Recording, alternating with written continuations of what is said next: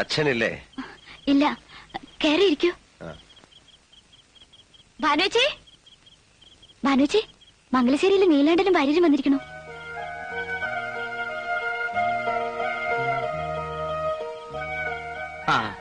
അച്ഛൻ എപ്പോ വരും കുട്ടി? എത്താറാവുന്നതേ ഉള്ളൂ. കുടിക്കാൻ എന്താ? ചായ വേണം. അത് അനിയത്തിയോട് എടുക്കാൻ പറയാ. എന്നിട്ട് താൻ അവിടെ നിൽക്ക. വന്നത് മാഷിനെ കാണാനല്ല, ഇയാളെ കാണാനാ. ആ മൂപ്പരുണ്ടല്ലോ, ഡൽഹിയിലുള്ള പണിക്കർ. അദ്ദേഹത്തെ കുറിച്ച് വായിച്ചറിഞ്ഞിട്ടുണ്ട്. നമ്മുടെ രവിശങ്കറിന്റെ ഏട്ടൻ ഉദയശങ്കറിന്റെ ബാലെ ട്രൂപ്പിലൊക്കെ വർക്ക് ചെയ്ത ആളല്ലേ? അതെ. ആ, അപ്പോ തെറ്റിയിട്ടില്ലേ? ഒന്ന് ശരിക്ക് സൽക്കരിക്കണം എന്നൊക്കെ ഉണ്ടായിരുന്നു. നമ്മുടെ വീട്ടിലൊക്കെ വന്ന് കയറുക എന്ന് പറഞ്ഞാ ഇതൊരു സംഭവമല്ലേ? പക്ഷെ എന്താ ചെയ്യാ, വന്ന് കയറി മുഖത്തടിച്ച പോലെ എന്നെ കുറെ ശകാരിച്ചിട്ടങ്ങ് പോയി. ഇയാള് വളരെ ബ്രൈറ്റ് ഫ്യൂച്ചറുള്ള ആളാണ്, ഏതോ ഹൈറ്റ്സിലൊക്കെ എത്തേണ്ടതാണെന്നൊക്കെ പറഞ്ഞു. ഞാനൊരുത്തം കാരണം അതെല്ലാം ഉപേക്ഷിച്ചു എന്നറിഞ്ഞതിലുള്ള ദേഷ്യമായിരുന്നു മൂപ്പർക്ക്. എന്നോട് തന്നെ വന്ന് കാണണമെന്നും വേണച്ച കാലു പിടിക്കണം എന്നൊക്കെ പറഞ്ഞിരിക്കുക. പരിഹസിക്കരുതെന്ന് പറയൂ വാരമ്മവ. പരിഹസിക്കാനാണെങ്കിൽ ഈ രാത്രി ഞാൻ ഇത്രയും ദൂരം വരുമായിരുന്നോ? കാര്യമായിട്ട് തന്നെ ആ ചിലങ്ക കെട്ടിക്കൂടെ? കേട്ടോ, പക്ഷേ നിങ്ങളുടെ മരണത്തിന് ശേഷമേ അതുണ്ടാവൂ. എന്നും എവിടെയും തോൽക്കാൻ എനിക്കിത്തിരി പ്രയാസമുണ്ട്. ഈ കാര്യത്തിലെങ്കിലും ആർക്കും നഷ്ടമില്ലാതെ ജയിച്ചോട്ടെ ഞാൻ.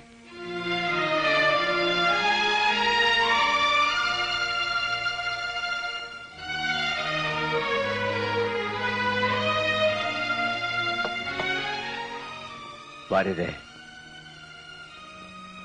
അതൊരു ഉറച്ച മനസ്സിൽ നിന്നുള്ള മറുപടിയാ. അത്രയും വേണ്ടിയിരുന്നില്ല ഭാനുവച്ചി. വേണം മോളെ. എന്റെ കണ്ണീന്നൊഴുക്കിയ ചോരയ്ക്ക് ദൈവം കൊണ്ട് മുന്നിൽ നിർത്തിയതാ. എന്നാലും ആരുടെ മുന്നിലും തലകുനിച്ചിട്ടില്ലാത്ത ആളാ. ഇവിടെ കയറി വന്ന് ചെയ്ത തെറ്റിന് മാപ്പ് പറയുന്നതിന് തുല്യല്ലേ ഇത്? അപ്പൊ പിന്നെ ചേച്ചി ഒന്ന് താഴ്ന്നു കൊടുക്കായിരുന്നു. ഒന്ന് നോവിക്കണമെന്നേ ഉണ്ടായിരുന്നുള്ളൂ. അത് കൂടിപ്പോയെങ്കിൽ ഞാൻ ക്ഷമ പറയാം. അത് വേണം. അഹങ്കാരി എന്നൊരു പേര് എന്റെ ചേച്ചിക്കുണ്ടാവരുത്.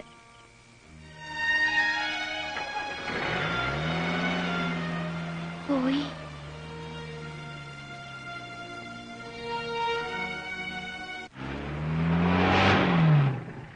മിടുക്കിയ അല്ലേ വാര്യരെ? മനസ്സുറപ്പ്. അതാണ് ക്യാരക്ടർ എന്ന് പറയുന്നത്. ഇതാ പെണ്ണ്. ഇത്രയും നാൾ കണ്ടതല്ല ശവങ്ങളായിരുന്നു. തനിക്കറിയോ വാര്യരെ, അവളുടെ ശാപം അതാണ് എന്നെ നിലതെറ്റിച്ച് ചുഴറ്റിയടിച്ചത്. ഒന്നിന് പുറകെ മറ്റൊന്നായി എന്തെല്ലാം. തീർന്നിട്ടില്ല, ഇപ്പോഴും അതേപോലെ ശക്തിയായിട്ട് നിൽക്കുന്നു. ഏത് ഗംഗയിൽ മുങ്ങണം, ഏത് മൂർത്തിയുടെ മുന്നിൽ പ്രായശ്ചിത്തം ചെയ്യണം അറിയില്ല.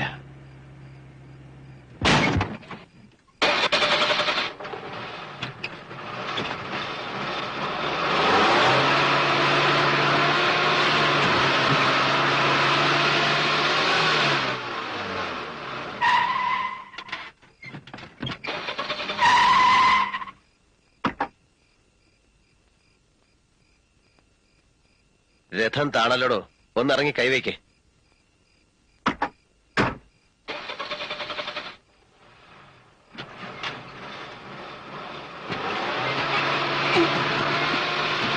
എന്റെ ഈശ്വര, ഇതൊന്നും ആവണില്ല.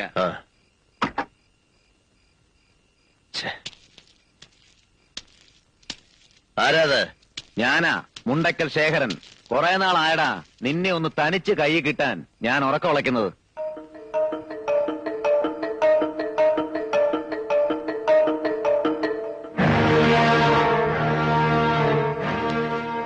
വാര്യരെ, ജീപ്പിൽ കയറിയിരുന്നുള്ളൂ.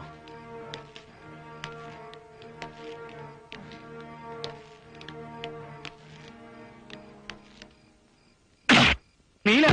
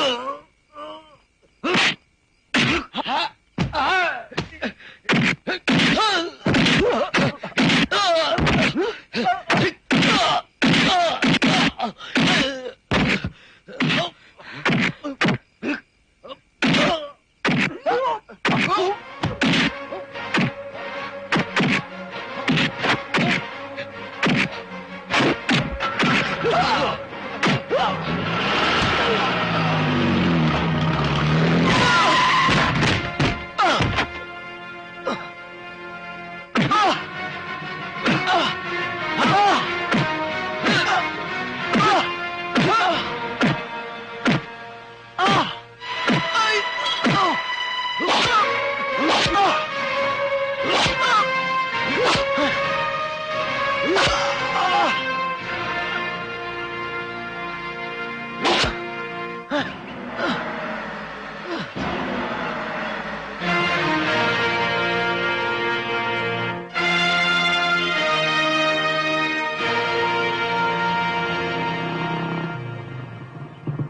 ഭാസ്കേട്ടാ, വിവരം വല്ലതും? തീർന്നു എന്നാ കേട്ടത്.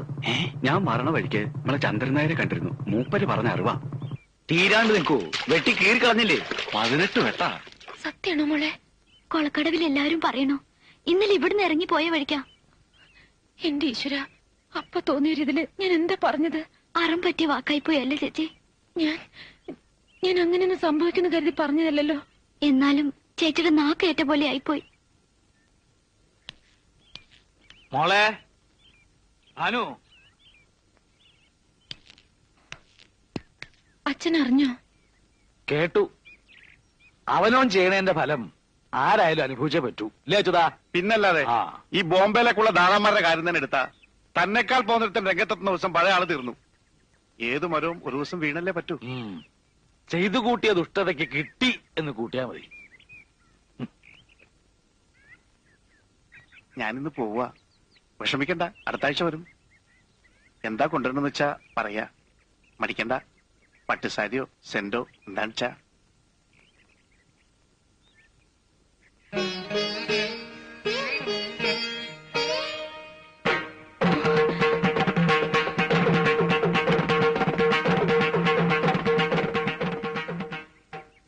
ദേവി, മരിക്കണമെന്ന് ഞാൻ ആഗ്രഹിച്ചിട്ടില്ല, അങ്ങനെ ശപിച്ചിട്ടുമില്ല. കേട്ടതൊന്നും സത്യാവരുതേ. ഒരു ചുറ്റുവിളക്ക് തെളിയിക്കാം. ജീവൻ കൊടുക്കണേ എന്റെ ഭഗവതി, ഇല്ലെങ്കിൽ ഈ ജന്മം എനിക്ക് സ്വസ്ഥത കിട്ടില്ല. ജീവൻ പോയിന്നും ഇല്ലാന്ന് 2 വർത്താനമുണ്ട്. ഏഴിലക്കരക്കാരുടെ നാക്കല്ലേ, ചത്തല്ലെങ്കിലും പറഞ്ഞു കൊല്ലും. നിങ്ങളൊന്നും മിണ്ടാണ്ടിരിക്കെ. മെഡിക്കൽ കോളേജിൽ പോയി കണ്ടുവന്ന അടിയോടിയാ പറഞ്ഞത്. ജീവനുണ്ട്, മാത്രമല്ല പരിക്കൊന്നും അത്ര സാരമുള്ളതും അല്ല. അത് അങ്ങനെ ചാവുന്നത് അടിയൊന്നും അല്ല. തലയർത്തിട്ടാ കൂടും. അതാ എനം.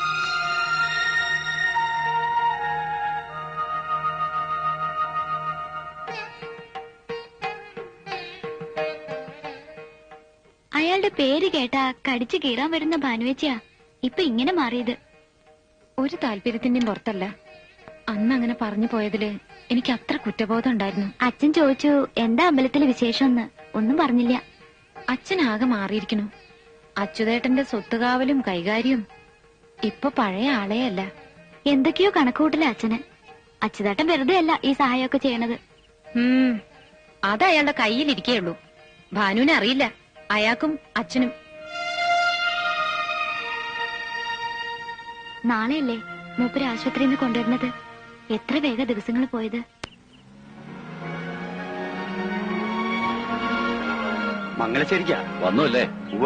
ഇനി ശേഖരന് പോവാ, ആസ്പത്രിയിലേക്കല്ല. നീലകണ്ഠൻ ഒരു സാവകാശമില്ലാത്ത ആളാ. ഇന്ന് തന്നെ വല്ല നടക്കും.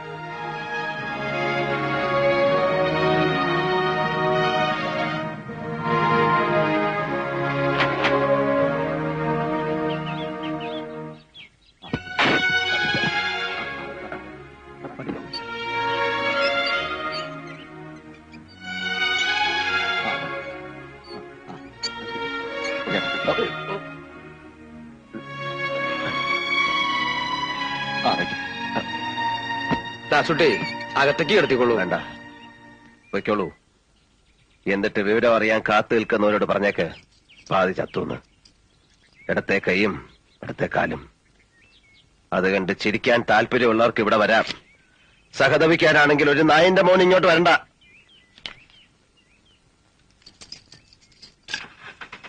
വരേ.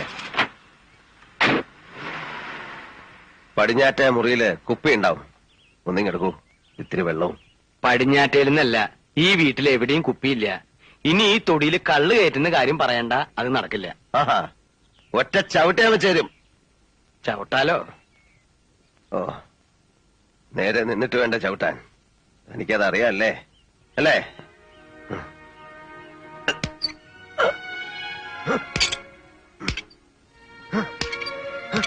നീല, എന്നോട് ദേഷ്യം തോന്നിയാലും സാരില്ല. വൈദ്യർക്കൊരു വാക്ക് കൊടുത്തിട്ടുണ്ട്. നേരാമണ്ണം പത്യം നോക്കിയാൽ ചികിത്സ കൊണ്ട് ഗുണമുണ്ടാവും. എഴുന്നേറ്റ് നടത്തുന്ന വൈദ്യര് പറഞ്ഞിരിക്കുന്നത്.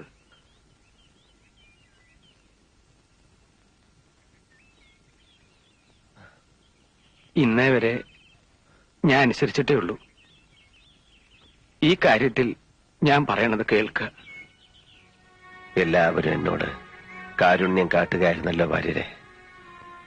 പിതൃത്വം മറച്ചു വെച്ച് അമ്മ, കഴുത്തറക്കാതെ പാതയിൽ നിർത്തി ശേഖരൻ, അല്പപ്രാണൻ തിരിച്ചു നൽകിക്കൊണ്ട് ഡോക്ടർമാർ, കാരുണ്യം കൊണ്ട് കരള് കുത്തി പറിക്കുക.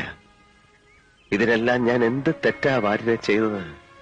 അതോ ഇതിൽ കൂടുതലാണോ ഞാൻ അർഹിക്കുന്നത്? എങ്കിൽ എനിക്ക് വയ്യ വാര്യരെ, ഇനിയൊന്നും നേരിടാനുള്ള കരുത്തെനിക്കില്ല. വാര്യരെ, എന്ന് തൊട്ടോ താൻ എന്റെ കൂടെ ഇല്ലേ? ഇന്ന് വരെ ഞാൻ തന്നെ ഒരു അന്യനായി കരുതിയിട്ടുണ്ടോ? ഒരു സുഹൃത്തിന്റെ കൂടപ്പിറപ്പിന്റെ സ്ഥാനം തനിക്ക് ഞാൻ തന്നിട്ടില്ലേ? തരാൻ മടിച്ചിട്ടുള്ള ഒരൊറ്റ അധികാരമേ ഉള്ളൂ, ഒരച്ഛന്റെ. പിഴച്ചു പെറ്റ എന്നെ ഒരു നിമിഷം നിങ്ങൾക്ക് മകനായിട്ട് കാണാം. എന്നിട്ടൊരച്ഛന്റെ സ്നേഹത്തോടെ വാത്സല്യത്തോടെ എന്നെ ഒന്ന് സഹായിക്കാവോ? ഈ ജന്മം ഉപേക്ഷിക്കാൻ ഒരിത്തിരി വിഷം ഇല്ല.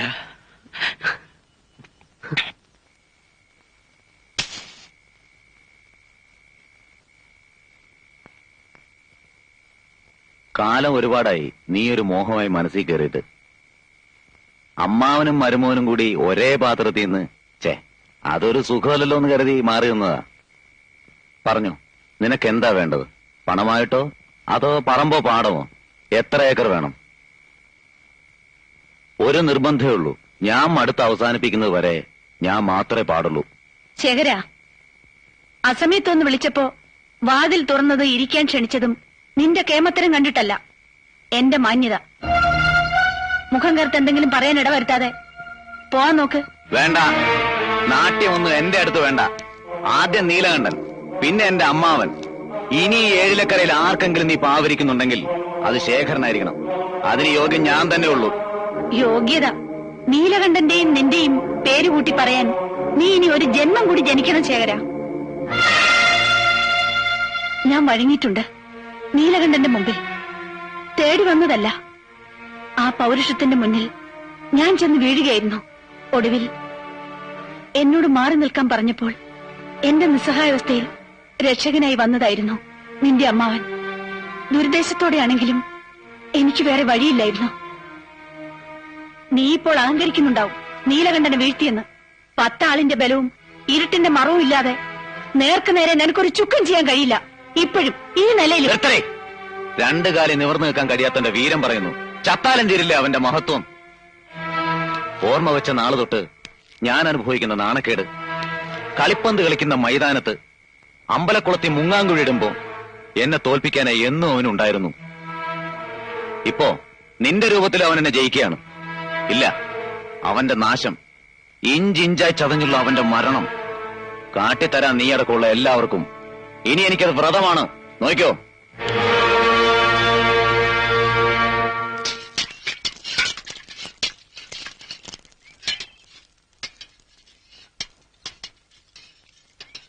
വൈദ്യരെ, വല്ല ഗുണമുണ്ടാവുമെന്ന് തോന്നുന്നുണ്ടോ?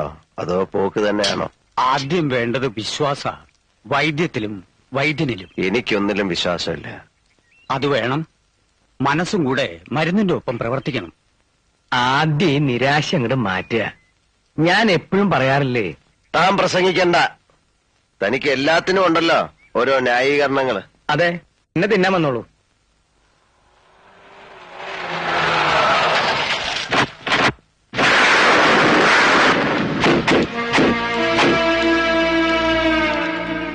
ആരാ അത്? നീലാണ്ട, ഞാനാടാ ശേഖരൻ. നീ ചത്തിട്ടില്ലെന്നറിഞ്ഞപ്പോഴാ എനിക്ക് സമാധാനായത്. ഇനി കളി ഞാൻ തുടങ്ങാൻ പോണേ ഉള്ളൂ. ഓരോന്ന് എണ്ണി പറഞ്ഞു ഞാൻ കുത്തും. എന്നിട്ട് ഇഞ്ചിഞ്ചായി, ഇല്ല കൊല്ലില്ല, പകുതി ചത്ത നിന്നെ കൊല്ലുന്നതിൽ എന്താ രസം? ചികിത്സ നടക്കട്ടെ, ഞാൻ കാത്തിരിക്കാം. 2 കാലയിൽ എഴുന്നേറ്റ് നടക്കാറാവുമ്പോ നിന്നെ ഞാൻ എന്റെ അടുക്ക വരുത്തും. നീ എന്താടോ ഒന്നും മിണ്ടാത്തത്? എന്താടോ കളവ തന്റെ മുഖത്തൊരു കടുപ്പം? എന്നെ അങ്ങ് കടിച്ചു കയറി കളയുമെന്ന് തോന്നുന്നുണ്ടോ കണ്ട? നിർത്തടാ ചറ്റേ. ഓ, അപ്പൊ നിന്റെ നാക്ക് ഇറങ്ങിയിട്ടില്ലല്ലേ? ഇല്ലടാ നായിന്റെ മോനെ. കിടക്കടാ, ഉണക്കാണ്ട് കിടക്ക്.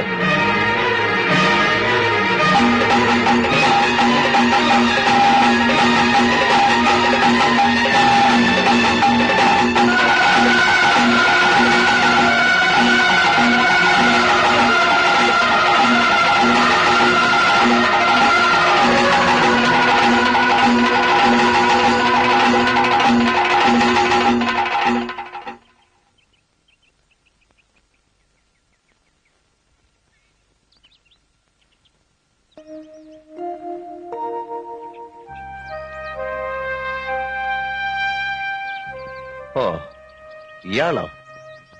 മരണം മരണം മരണം ആഗ്രഹിച്ചിട്ട് നടക്കാതെ പോയ നിരാശയോ അതോ ഈ കിടപ്പ് കാണുമ്പോഴുള്ള സന്തോഷോ? എന്താ ഇപ്പൊ മനസ്സിലെ? രണ്ടായാലും ജയം തന്നെ. നീലകണ്ഠന്റെ മേൽ ജയം. കുറച്ചുകൂടെ അടുത്തേക്ക് വരാം, വേണമെങ്കിൽ ഒന്ന് കാറ് തുപ്പാം. എന്തിനാ എന്റെ നീല ഇങ്ങനെ ഓരോന്ന് പറയണേ? സത്യമല്ലേ പറഞ്ഞുള്ളൂ വാര്യരെ. നീലകണ്ഠൻ ദ്രോഹിച്ചിട്ടുള്ളവരുടെ കൂട്ടത്തിൽ മുന്നിലല്ലേ ഈ കുട്ടി? ഞാൻ പോകുന്നു വാര്യമാവ. വന്നതിൽ സന്തോഷമുണ്ട് കേട്ടോ.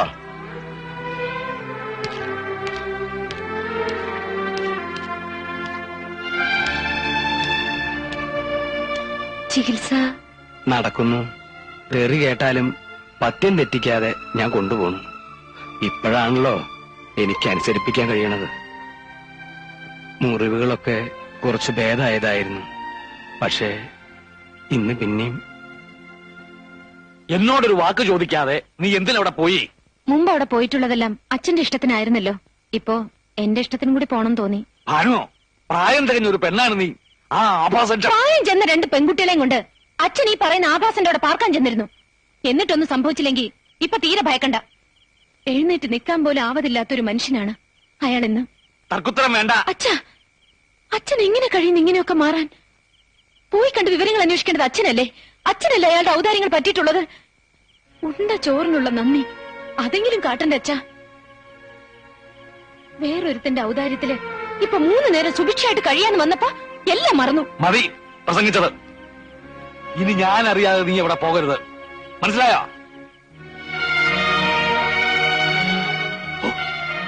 ആ അച്യുതൻ എങ്ങാനിത് അറിഞ്ഞാൽ പിന്നെ എങ്ങനെ ഞാൻ അവന്റെ മുഖത്ത് നോക്കും? ഇനി പോണെന്ന് കരുതിയതല്ല. പക്ഷേ അച്ഛൻ വാശിയിലാണെങ്കില് ഞാൻ പോവും. അതിന്റെ പേരിൽ ആരുടെങ്കിലും മുഖത്ത് നോക്കാൻ അച്ഛന് വിഷമം ഉണ്ടെങ്കിൽ വിഷമിപ്പിക്കാൻ വേണ്ടി തന്നെ മനഃപൂർവ്വം ഞാൻ പോവും. താനോ?